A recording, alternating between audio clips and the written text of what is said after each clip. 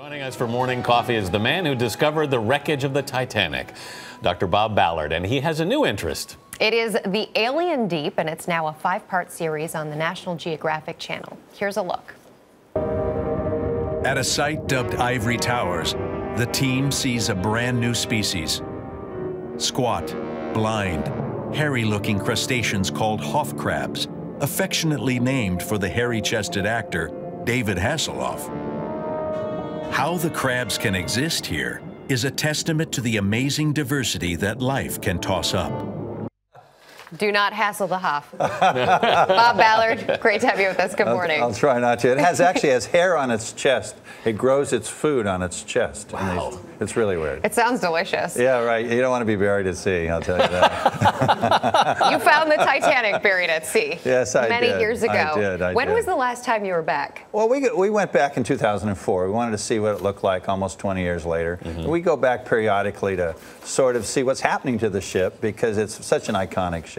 And we're trying to protect it so that other generations can appreciate it in the future. How drastically has it changed? I mean, what's happened? A lot of the damage is actually done by the visitors. They're sort of loving it to death. Right. And we have no trouble with people visiting, but you know, you don't stick your finger in the Mona Lisa when you go to the Louvre. And so the whole idea is to get better protection. And by turning 100, ironically, that places it in a new category in the United Nations in protection. Oh, does it? It's now, once you are older than 100 years, you become an ancient shipwreck in that sense. And then the law of the sea, Canada will probably be able to claim the Titanic as they extend their continental shelf. Does that mean then in another 100 years, you think it'll still be around, that some of this looting and the crazy things that have happened since people have found the location? Yeah, if you just stop loving it to death. I mean, we just found, in fact, in the show Sunday night, we found a ship, think about this, from the classical period, 500 BC that still had human remains on it. Wow.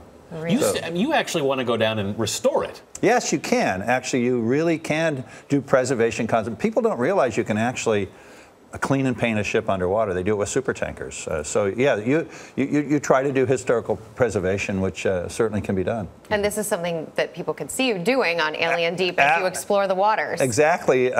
We're pushing way back into time with the exploration of the Black Sea. There's no oxygen in the Black Sea at depth, so things are perfectly preserved. I mean, we found one shipwreck with its mast up, with its rigging still on it. It's the deepest, you know, the deep sea is the largest museum on the planet. There's more history in the deep sea than all the museums of the world combined. Unfortunately, there's no guard on the door. Yeah, right. That's the problem. No ticket sales. No. You've actually, one of your episodes is about a rogue wave.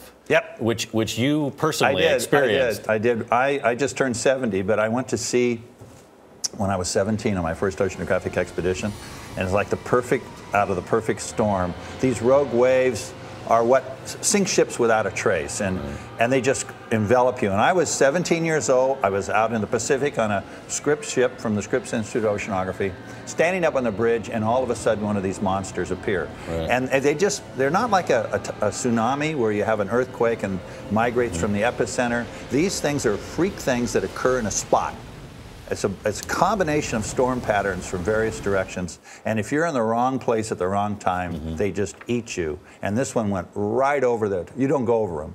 And we actually took what's called green water, which means we were underwater. Right. And fortunately, we popped back up. But because why did you pop back up? We just had enough. It couldn't flood us fast enough, and we were buttoned up. But ships that aren't buttoned up, they just vanish. In fact, in one of the episodes, we talk about how Lloyd's of London now is increasing insurance because the Earth is getting angry. Your weather person was talking about the number of hurricanes.